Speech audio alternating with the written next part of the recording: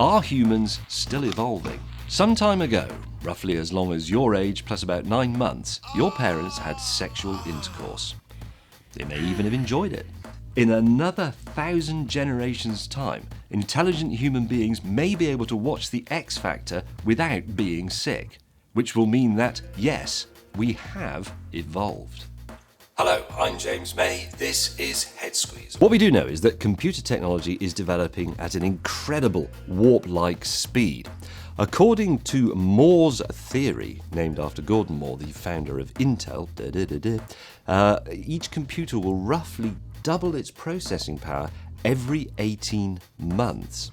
And some theorists believe that by around 2070, we will arrive at an amazing event known as the singularity. Why do we have different accents? Now, it is incredible how quickly we can spot a so-called outsider.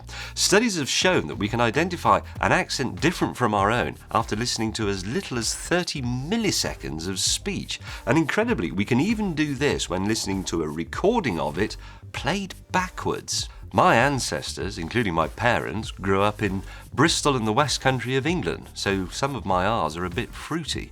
I often talk about a girl with curly hair. But I also spent quite a few of my formative years in the north, so I say one like that. These days, of course, I live in multicultural London, which is well wicked, innit, bruv? How does a quartz watch work? A tiny, tiny quartz crystal, you can think of it as an especially small piece of silicon dioxide, or a grain of sand, is an oscillator. It vibrates. As long as you know the rate at which it vibrates, you can use it to form the basis of a clock. Fortunately, quartz has what are known as piezoelectric properties. That is, if you squash it or bend it, it generates a small electrical current. In extreme cases, piezoelectrics are what are used to create the spark in those barbecue lighter things. What are binary numbers, and why does my computer need them? Your computer can doubtless do many incredible things. It can alter pictures so you no longer have a big boil on your face. It can edit films, draw diagrams, store music, play Angry Birds, and so on and so on. But it can't do one of the first things you learned to do, which is count. Not in the way we understand it, anyway. An old joke. There are only 10 types of people in the world. Those who understand binary numbers and those who don't. Get it? Why am I afraid of heights? You are afraid of heights because the genetically acquired instincts that your ancestors gave you tell you that heights are very dangerous things. Back in prehistoric times, when people wore animal furs and lived in caves, life was full of mortal danger. Lots of things could kill you. A saber-toothed tiger could eat you. A woolly mammoth could sit on you. Or, and this was more likely, a rival jealous cave dweller could come and club you to death for your collection of furs and bones and usefully shaped stones. And now, why can't trains go up hills? Hills cause an even bigger problem, which is how to get down them, because then all the braking force is concentrated in that same tiny area where the wheels meet the rails. And if it's a particularly steep incline or a particularly heavy train, or even if the rails are very slippery, then your train can run away. So you know those excuses we've all mocked over the years. Mud on the line, leaves on the line, the wrong kind of snow. It's all true, actually. What is a parallel universe? If you believe that space is infinitely big, then it follows that if you travel far enough, you'll find another planet just like ours. Or if you travel even further, one where a single critical thing is different, like Jeremy Clarkson not having a face like Buzz Lightyear's grandma. This is the most basic view of parallel universes, one based on the assumption that outside our own universe, there are an infinite number of others. It may or may not exist. Make your own mind up, because however our technology advances, it will be impossible to prove or disprove it.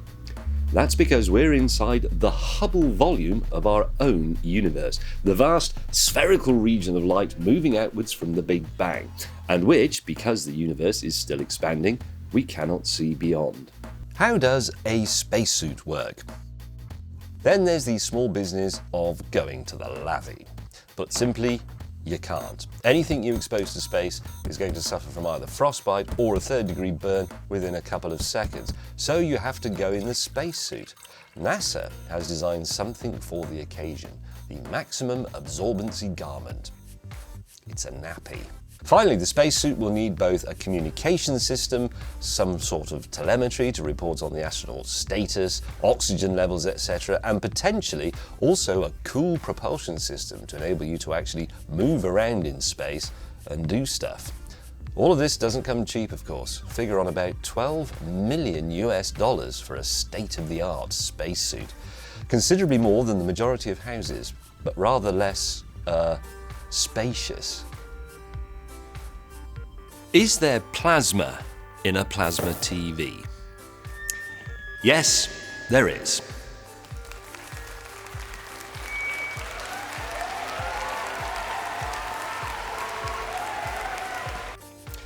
But as our appetite for bigger TVs and sharper images developed, so the humble cathode ray tube screen started to hit problems.